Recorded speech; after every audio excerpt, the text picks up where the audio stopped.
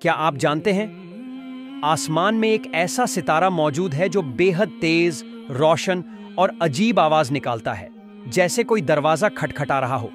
اس کا نام ہے پلسر، سائنس بتاتی ہے۔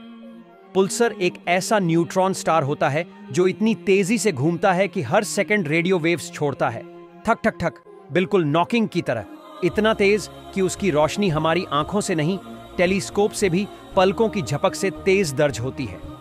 اب سنیے قرآن کا بیان جو 1400 سال پہلے دیا گیا۔